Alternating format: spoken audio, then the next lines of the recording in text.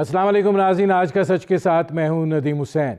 आज वज़ीर आज़म इमरान ख़ान की ज़ेर सदारत पार्लिमानी पार्टी और इत्तेहादी जमातों का इजलास हुआ। ज़ाहिर है पाकिस्तान की मईशत जो है वो इस वक्त हुकूमत कोई भी दावे करे, लेकिन ज़मीनी हक़ाइक़ जो हैं वो मुख्तलिफ हैं और इसकी बास गश्त जो है इस मीटिंग के अंदर भी सुनाई दी और ये बात कही गई कि लोगों का ख्याल किया जाए, ज़मीनी हक़ाइक़ जो हैं वो देखे जाएं, ये टेक्नोक्रेट्स चले जाएंगे, हम ज़लील और रुस्वा हो जाएंगे। ये मामला जो है ये इस हवाले से भी था कि महंगाई और बेरोज़गारी का बढ़ता हुआ जो सिलसिला है, इसके साथ साथ तवानाई की कीमतों में भी इजाफ़ा होता चला जा रहा है और हुकूमत तसलसल के साथ उनको बढ़ाने का सोच रही है। जो बातें सामने आईं और वहाँ पर जो बात कही गई कि जी कर्ज़ों की बहुत बात की जाती है, हमने 11 खरब के जो कर्ज़े लिए उसमें से 6 खरब रुपया जो है वो असल और सूद की अदायगियों में हुआ, कुछ पैसा जो है वो रुपए की कदर गिरने से बढ़ा और बाकी जो है वो अखराजात हमारे बड़े ट्रांसपेरेंट है। लेकिन जिस मुल्क की मईशत जो है वो 1% या 1.5% के हिसाब से ग्रो करने की बात हो रही हो, आबादी उसकी 22 करोड़ हो और बाकी जो चीज़ें हैं उनकी आगे पोजीशनिंग इस तरीके से हो कि ये ग्रोथ रेट जो है ये 5.5 या 6% के हिसाब से होगा, तो फिर वो मसाइल जन्म लेंगे जो मसाइल जन्म ले रहे हैं।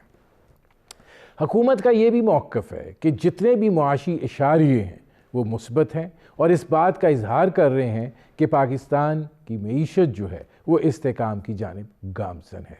लेकिन जिस तरह का डिप्रेशन और फ्रस्ट्रेशन दिखाई दे रही है, जो कि बढ़ती हुई महंगाई, बढ़ते हुए बिलों और बढ़ती हुई अशियाए ज़रूरिया की कीमतें जो हैं, चाहे वो अद्वियात की शक्ल में हों या चाहे वो दूसरी सूरत में हों, यकीनन आवाम के लिए मुश्किलात का सबब बनी हुई हैं और उनके लिए बेचैनी का बाइस भी बन रही हैं। सनतकार जो हैं वो इस हवाले से अपने उनके तहफ़्फ़ुज़ात हैं और ज़ाहिर है जब पॉलिसी मेकिंग में भी ताख़ीर हो जाए तो फिर मामलात जो हैं गड़बड़ होते हैं। हमारी जो टेक्सटाइल पॉलिसी है उसका भी इस वक्त यही हाल है। बरामदात में अगर दरामदात जो हैं वो 4.8% बढ़ी हैं तो बरामदात भी इसी शरह से कम हुई हैं। इस बात की तवक्को की जा रही थी कि ये जो बीच में एक सर्ज आया था, एक इजाफ़ा हुआ था, ये यकीनन उन कॉन्ट्रैक्ट्स के कैंसिल होने का नतीजा था जो भारत, बांग्लादेश या श्रीलंका के हवाले से थे। लेकिन अब आगे इसका तसलसल बरकरार रह पाता है या नहीं, ये जो इदाद व शुमार हैं ये इसके भी अक्कास हैं और ज़ाहिर है कि अगर मईशत जो है उसकी सूरत हाल ऐसी है तो फिर आगे का मामला जो है वो कैसे होगा। बुनियादी तौर पर ये वो मंजरनामा है जिस पर करेंगे बात। आपका अपने मेहमानों से तारुफ़ करवाते हैं। हमारे साथ मौजूद हैं डॉक्टर सलमान शाह साहब, मुशीर ख़ज़ाना हैं पंजाब के। हमारे साथ मौजूद हैं इलियास बलोर साहब, साबिक़ सेनेटर रहे, मुमताज़ सनतकार हैं। हमारे साथ मौजूद हैं मिर्ज़ा इख्तियार बेग साहब, ये सीनियर नायब सदर रहे FPCCI के। सलमान शाह साहब, आपसे शुरू कर रहा हूँ, चूँकि आज प्रोग्राम का दुरानिया ज़रा मुख्तसर है तो बड़ा स्पीक एंड स्मार्ट आज आप सब लोगों से जवाब चाहिए होंगे। हुकूमत ये जो कह रही है कि जी हमारे इशारे मुस्बित हैं, लेकिन जो एक डिप्रेशन और फ्रस्ट्रेशन हर टीयर पे पाया जा रहा है, फिर वो क्यों नहीं एड्रेस हो रहा? देखिए नदीम, एक बात बड़ी क्लियर है और अब मेरा ख्याल है कि सारे पाकिस्तानियों को इसका इल्म है कि जब आपकी रुपए की कीमत गिरती है, डॉलर जो है वो महंगा होता है और रुपए की कीमत गिरती है, तो फिर उसके नतीजे में हर चीज़ जो है वो महंगी हो जाती है, तकरीबन उसी रेंज में जिस रेंज में रुपए की डिवैल्यूएशन होती है डॉलर के साथ। सो हमारा अगर IMF प्रोग्राम के बाद जो डॉलर डिवैल्यूएशन हुई है मार्केट बेस्ड, तो वो आप देख सकते हैं 50-60% उसमें जो गिरावट आई है रुपये की वैल्यू में, उसने अब हर चीज़ के अंदर अपना एक पास थ्रू होना है और उसकी वजह से ये होता है कि आपको 6-7 महीने एक ये कॉस्ट पुश इन्फ्लेशन चलती है इकॉनमी में और उसका और कोई तोड़ नहीं होता अदर देन कि आपकी रुपए की कीमत जो है वो दोबारा से ऊपर जाए। सो जब मुस्तहकम होती है तो फिर ये कॉस्ट पुश इन्फ्लेशन डिवैल्यूएशन की वजह से रुक जाती है, और उसके बाद अगर आगे चल के बहुत ज़्यादा कोई इकोनॉमिक ग्रोथ जब होगी और जब आपकी सप्लाई साइड जो है वो डिमांड से केटर नहीं कर पाएगी तो फिर एक और किस्म की इन्फ्लेशन होगी। लेकिन इस वक्त हमारे पास जो स्टेबिलिटी नज़र आ रही है वो एक खुश आइंद बात है, और उसकी तरफ सारे इकोनॉमिस्ट भी इशारा कर रहे हैं कि अब आपकी जो वो गिरावट थी वो ख़त्म हो गई है। अब ये ग्रेजुअली अब बेहतरी की तरफ जा जाएगी। रहे और हैं। स्टेट मैं शाह साहब आता हूं ताकि इस पे मॉनेटरी पॉलिसी आई है जी उसमें भी ये इंडिकेशन आई है कि अब इंटरेस्ट रेट्स जो हैं वो मुस्तहकम रहेंगे। और आपको पता है हाइट जब थी इसकी 13-14% से वो तकरीबन 7% पे आ गई हैं, तो ये एक बहुत बड़ी अचीवमेंट है। मैं और आता हूं शाह आपने साहब, इसमें इलियास बलोर साहब, मैं आपसे ये जानना चाह रहा हूं कि आप समझते हैं कि मामलात जो हैं वो इस्तेकाम की तरफ चल पड़े हैं? ज़ाहिर है मनफी ग्रोथ थी, अगर हम 1% या 1.5% की भी बात कर रहे हैं तो उसने नीचे से ही ऊपर आना है। सनत का पहिया जो है वो चल पड़ा है। इख्तियार बेग अपना छोटा भाई है। शाह साहब ने जो फरमाया मैं उससे एग्री बिल्कुल नहीं करता। डॉलर का रेट जो है ये बढ़ा है, ये किस हुकूमत में बढ़ा है और क्यों बढ़ा है? देखे ना, इसमें भी एक इनकी अपनी नालायकी है, जो इनकी नाअहली है, उसकी वजह से बढ़ा है। डॉलर जब ये इन्होंने हुकूमत ली उस वक्त 5.5% ग्रोथ रेट था। आज ये 1.5 जो कह रहे हैं मैं नहीं मानता।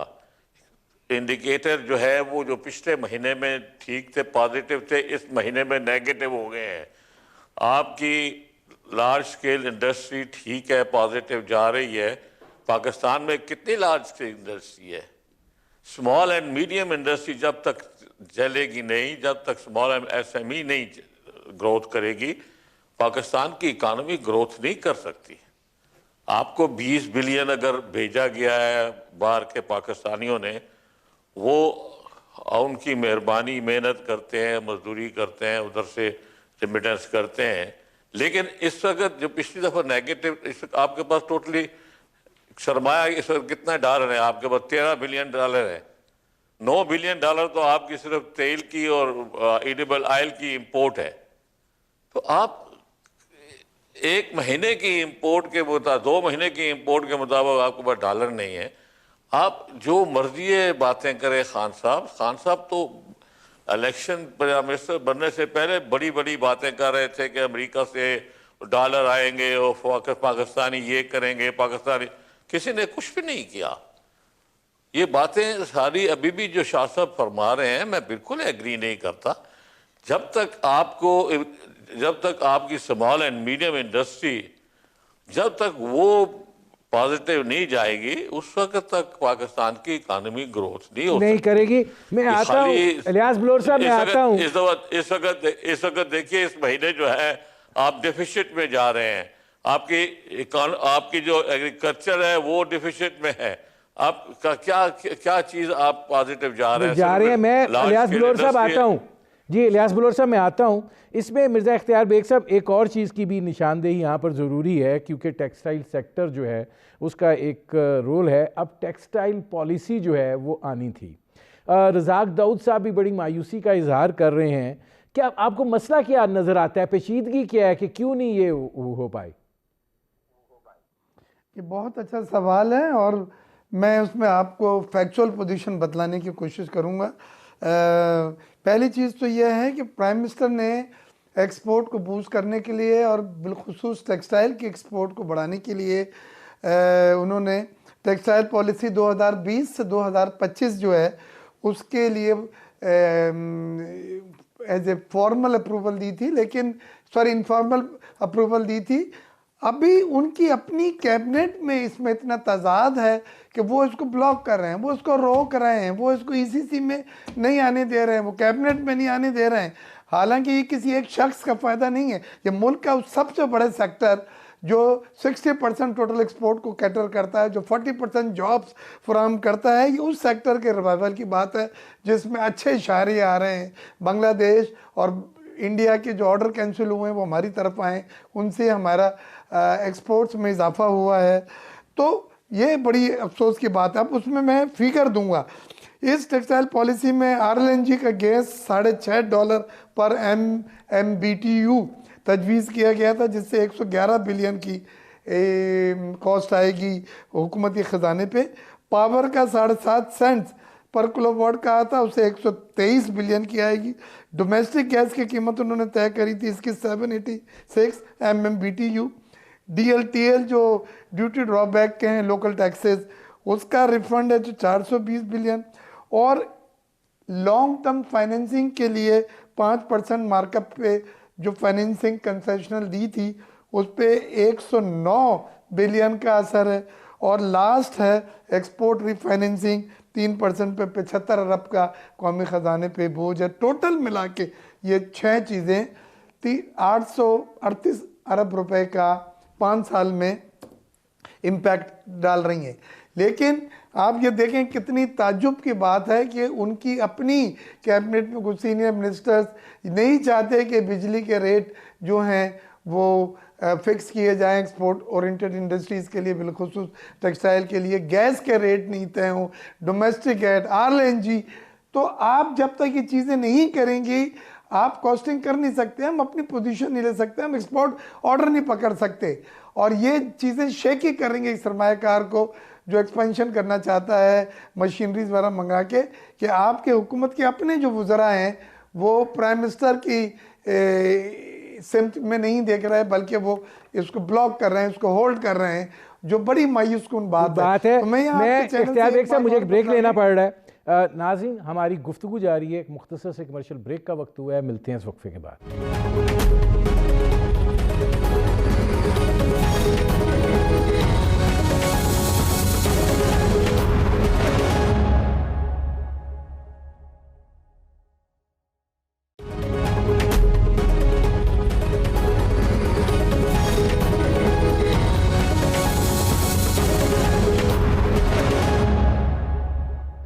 Welcome back.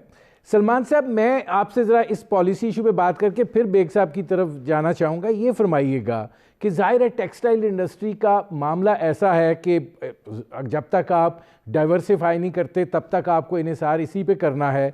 तो अगर ये एक टेक्सटाइल पॉलिसी बन रही है तो आपको क्या दिखाई देता है कि पॉलिसी साइड के ऊपर ये क्या उलझन क्यों है कि हुकूमत जो है या उसके वज़रा जो हैं वो इसको आगे पुश ऑन नहीं होने दे रहे? देखें, तो एक दो बातें पहले मैं कर लूं, क्योंकि बलोर साहब ने एक बात की है कि डिवैल्यूएशन किसने की है।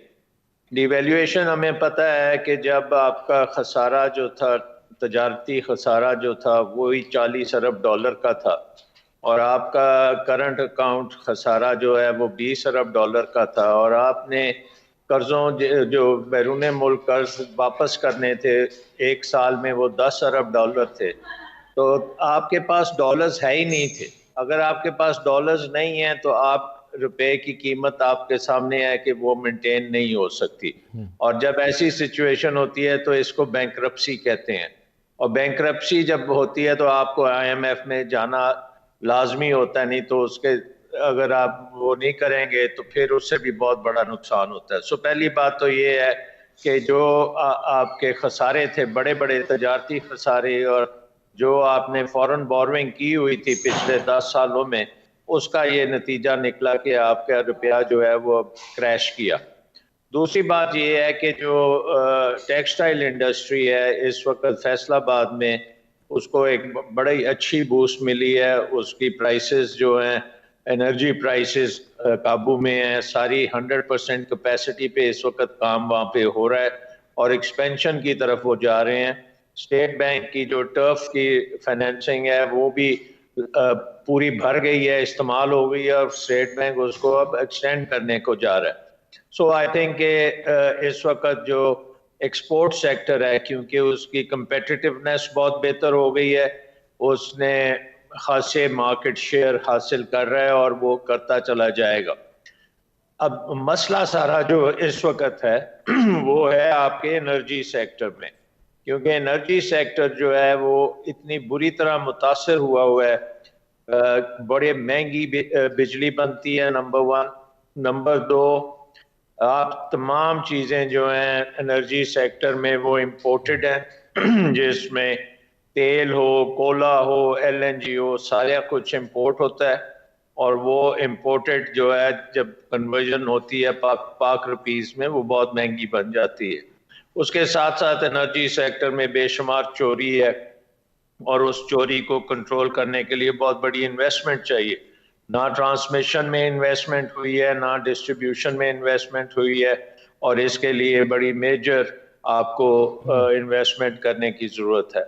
उसके साथ साथ आप ये भी देखें कि ऊपर से एक कोरोना की वबा भी चल रही है, जो आपके रेवेन्यू सोर्सेज को भी अफेक्ट करती है। सर्विस इकोनॉमी पे उसका बड़ा नेगेटिव इफेक्ट होता है बाजारों में। मैं सलमान शाह साहब, मैं इस तरफ आता हूँ। तो आई थिंक इसमें जो इशू है, वो जो आपने शुरू में बात की थी कि आप एक पॉजिटिव डायरेक्शन में डेफिनेटली जा रहे हैं। एक्सपोर्ट्स आपकी बेहतर हो रही हैं, रेमिटेंसेस आपकी बहुत बेहतर आगे से हो गई हैं, आपने तमाम प्रोडक्शन और सप्लाई चेन्स खुली रखी हुई हैं, और पेंडेमिक पे भी आपका रिलेटिवली कंट्रोल। मैं शाह साहब आता हूँ इस तरफ। शाह साहब मैं आता हूँ इस तरफ। बेग साहब कर रहे थे जी, मैं आता हूँ उस तरफ। शाह साहब, मैं ज़रा बेग साहब से इसका जवाब ले लूँ, क्योंकि आपने ये बात की है। बेग साहब, जब आप टेक्सटाइल उसकी सेक्टर की बात कर रहे थे, वो कह रहे जी ना चोरी काबू हो सकती है, ना बाकी चीज़ें हो सकती हैं। जाहिर है उस बोझ ने डिवाइड होना है, तो फिर रेट कैसे कम किए जाएँ? अब अगर रेट कम नहीं होते तो शाह साहब तो कह रहे हैं कि 100% कैपेसिटी पे चल रहा है, कंपेटिटिव आप हैं, ऑर्डर्स आपके पास आ गए हैं, तो फिर इशू क्या है? देखिए नदीम, मैं आपको ज़रा सा समझाऊं। ये रेट तो प्राइम मिनिस्टर ने दिए हैं, लेकिन ये एडॉक अनाउंसमेंट है। ये टेक्सटाइल पॉलिसी 2020 से 2025 5 सालों के लिए आ रही है। इस टेक्सटाइल पॉलिसी में ये जो भी चीज़ें अनाउंस होंगी वो पॉलिसी का हिस्सा होंगी और उस पीरियड के लिए एप्लीकेबल होंगी। हम यही चाह रहे हैं कि जो भी आपने मेजर्स लिए हैं जिससे एक्सपोर्ट में थोड़ा बहुत बेहतरी आई है, लार्ज स्केल मैन्युफैक्चरिंग ग्रोथ बढ़ी है, उन चीज़ों को आप एक फिक्स पीरियड के लिए कंफर्म करें, ताकि हमें ये नहीं पता चले कि जी 2021 में मार्च में कुछ रेट हैं और वो विड्रॉ करके फिर जून से वो बढ़ गए। तो ये पोजीशन हम फिर अपने ऑर्डर में कॉस्टिंग वगैरह नहीं कर सकते। तो पहली चीज़ तो मेरी ये रिक्वेस्ट है कि जो टेक्सटाइल पॉलिसी में रज़ाक दाऊद साहब ने चीज़ें रिकमेंड की हैं, वो चीज़ें एडॉक मेजर पे उसमें से काफ़ी सारी अनाउंस की हुई हैं, चल रही हैं, लेकिन हमें ये चाहिए कि टेक्सटाइल पॉलिसी का एक हिस्सा बना के उसको 5 साल के लिए एक रोड मैप दें, ताकि लोग सरमायाकारी करें। जो सलमान साहब कह रहे थे फैसलाबाद में लोग कर रहे हैं, बिल्कुल कर रहे हैं इस उम्मीद पे कि ये सब चीज़ें हमें मिल जाएंगी। FBR वगैरह में भी हमने उनसे बातचीत करी है, फास्टर सिस्टम वो लाए हैं, रिफंड ऑफ सेल टैक्स का पहली किस्त जल्दी मिल रही है, उससे भी फ़ायदा हुआ है, कैश फ्लो बेहतर हुआ है। और साथ साथ इस टेक्सटाइल पॉलिसी में और ऐसे मेजर हैं जो हमारी एक्सपोर्ट को कैटलिस्ट के तौर पे एक्ट करेंगे। मिसाल के तौर पे उन्होंने इसमें रिवाइवल ऑफ टेक्सटाइल सिटी जो रुकी हुई है उसकी बात करी है, रिवाइवल ऑफ गारमेंट सिटीज़ की जो है वो बात कर रहे हैं। इसके ऊपर एक चीज़ जो सबसे ज़रूरी, अल्लाह करे आपके चैनल के थ्रू ये मैसेज पहुंच जाए पॉलिसी मेकर्स पे, वो यह है कि ज़ीरो रेटिंग 5 एक्सपोर्ट सेक्टर का सेल टैक्स का दोबारा रज़ाक दाऊद साहब is totally supportive of it. हमने अखबारात वगैरह में भी दिए, मिले भी हैं, ऊपर फेडरेशन ने भी बात की है कि खुदारा आपने एक तजर्बा किया था वो कामयाब नहीं रहा। टेक्सटाइल सेक्टर को बशमूल बाकी 5 सेक्टर को आप zero rating sale tax facility दें, क्योंकि टेक्सटाइल में 80% तो एक्सपोर्ट हो जाता है, 15 से 20% लोकल सेल है। ये एक चीज़। और दूसरे जो छोटे अपना बिलू साहब ने जो बात करी है, बिलोर साहब की बात बिल्कुल सही है कि छोटे जो एक्सपोर्टर हैं उनको इनकरेज करना है। उनके बहुत अनोमलीज हैं, उनके सेल टैक्स के रिफंड पे पाबंदी लगाई है 12%, अब टोटल एक्सपोर्ट से ज़्यादा नहीं हो सकता। हालांकि वो छोटे एक्सपोर्टर होते हैं, अगर उनके 1 करोड़ मैं इस तरफ आता हूँ जी, इख्तियार बेग साहब मैं आता हूँ। इलियास बलोर साहब, आपने शाह साहब की बात सुनी है। देखिए, एक बात ये भी कही गई थी कि डिवैल्यूएशन शुरू हुई मुफ्ता इस्माइल के ज़माने से। अब जब डॉलर 142 का आया, उस वक्त वो कहते थे नहीं जी ये 116 का होना चाहिए, बहुत ज़्यादा डिवैल्यूएशन होगी। अब 160 पे खड़े हैं और ये बढ़ रहा है, 161 की जानिब इसका सफ़र जो है वो जारी है। तो ऐसी सूरत हाल में दबाव तो फिर इलियास बलोर साहब आएगा जब आप इजनास भी इंपोर्ट कर रहे हों, सारा कुछ कर रहे हों, तो फिर क्या किया जाए? इजनास पहले एक्सपोर्ट क्यों किए? पहले चीनी एक्सपोर्ट क्यों किए और मिलों को चीनी के एक्सपोर्ट के ऊपर दिए, अपना रिफंड दिए, पेमेंट की है, वो क्यों की है? इजनास को इंपोर्ट करना जो है ये पाकिस्तान की इस नालायक गवर्नमेंट का काम है। चीनी उस वक्त एक्सपोर्ट नहीं करनी चाहिए थी। आज कहते हैं कि चीनी का कैरी ओवर जो है वो कम है, कैरी ओवर नहीं है इसलिए हमें गन्ना है, लेकिन हमें फिर भी चीनी इंपोर्ट करनी पड़ेगी। अभी आप इंपोर्टेड चीनी, इंपोर्टेड गंदम क्यों एक्सपोर्ट किया आपने? देखे ना, गंदम का आटा एक्सपोर्ट किया है, काबल कहाँ से गया कहाँ तक, और वो क्यों गया है, किसने इजाज़त दी है? इस नालायक गवर्नमेंट ने दी है ना, मैंने तो नहीं दी।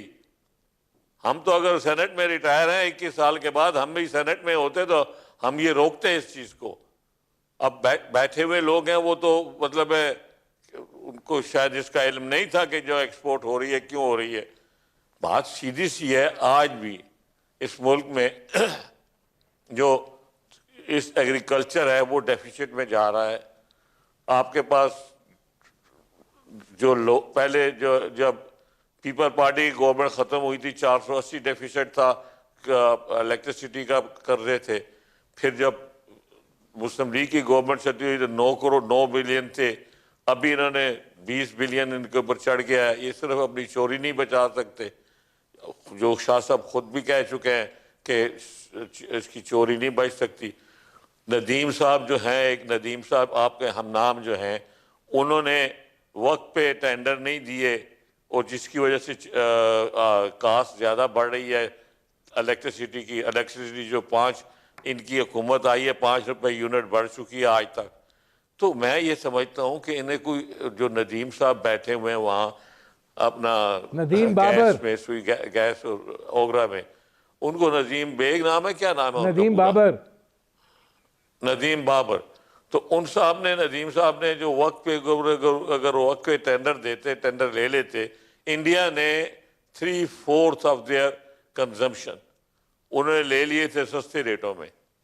तो वो तो बिजली सस्ती प्रोड्यूस कर रहे हैं। आप इलियास बलोर साहब मैं आता हूँ, मुझे एक ब्रेक लेना पड़ रहा है जी। इलियास बलोर साहब मैं आता हूँ, मुझे एक ब्रेक लेना पड़ रहा है। नाज़रीन, हमारी गुफ्तगू जारी है, एक मुख्तसर से कमर्शियल ब्रेक का वक्त हुआ है। मिलते हैं इस वक्त के बाद।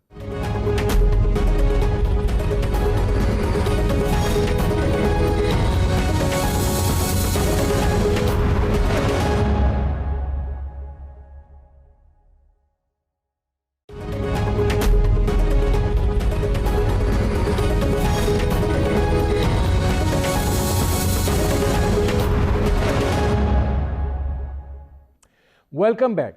शाह साहब, गुजारिश ये है कि अगर तवानाई की कीमतें बढ़ेंगी, अब देखें ना बिजली की कीमत आप किस रफ्तार से बढ़ाने जा रहे हैं, पेट्रोलियम प्राइसेस किधर जा चुकी हैं और आगे फिर जाने वाली हैं और जाएंगी। अब ऐसी सूरत हाल में ये एक ऐसा ड्यूअल इम्पैक्ट है जो कि 2 धारी तलवार का काम करता है और उसके नतीजे में महंगाई में जो है वो फिर इजाफा होता है। हम शहरों के शॉपिंग मॉल्स ना देखें, पाकिस्तान की जो 65% आबादी देहातों में रहती है, शाह साहब उनका बहुत बुरा हाल है। क्या इसका इदराक है हुकूमत को? कोई सोच है? मुझे नहीं लगता कोई रिलीफ देने की सोच है। लग ये रहा है कि जिसकी कीमत बढ़ती है बढ़ाते चले जाओ। देखें, बात यह है कि जाहिर है कि हुकूमत को भी उतना ही फिक्र है जितना सबको फिक्र है, और हुकूमत ने इसी अवाम के साथ जाके इलेक्शन में भी हिस्सा लेना है और तमाम इकदाम जो पॉसिबल हैं वो किए जा रहे हैं। लेकिन अगर आपने 30,000 मेगावाट के बिजली के लगा लिए हैं जो महंगे तरीन हैं और जिनको आप इंपोर्टेड फ्यूल पे चलाएंगे और उनकी जो है कोई डोमेस्टिक उसमें इनपुट ही नहीं है, और उनके साथ आपने इंटरनेशनल बाइंडिंग कॉन्ट्रैक्ट्स किए हुए हैं। कैपेसिटी पेमेंट आपको पता है कि जो प्रोजेक्ट्स नए आते जा रहे हैं उनके 200% इजाफा कैपेसिटी पेमेंट में ही हो चुका है, यानी कि अगर आप बिजली लें या ना लें उनको आपने जो पैसा देना है उसमें बेशुमार इजाफा है।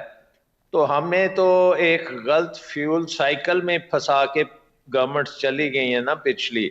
अगर पाकिस्तान में इस वक्त हमारा हाइडल की पावर होती, अगर पाकिस्तान में इस वक्त बिजली सूरज से बन रही होती ताकि हमें ये इंपोर्ट ना करना पड़ती सारी चीज़ें, तो बिजली सस्ती होनी थी। अब महंगी बिजली का नुकसान टेक्सटाइल को भी है, महंगी बिजली का नुकसान एक सारिफ को भी है, और आपकी इकोनॉमी का जो ग्रोथ है वो इसकी वजह से खासी बुरी तरह मुतासिर होता है। तो अब आई थिंक कि इसको समझना कि एक जल्दी से ये चुटकी बजाने से ठीक हो जाएगा, तो ऐसी बात नहीं है। ये हमें फेस करना पड़ेगा कि आपने ऐसी मशीनरी लगा ली है अगले 20-20 साल और 30-30 साल से जो महंगी बिजली ही सिर्फ दे सकती है, उसमें वो क्योंकि वो साइकिल ही गलत आपने लगा दिया है।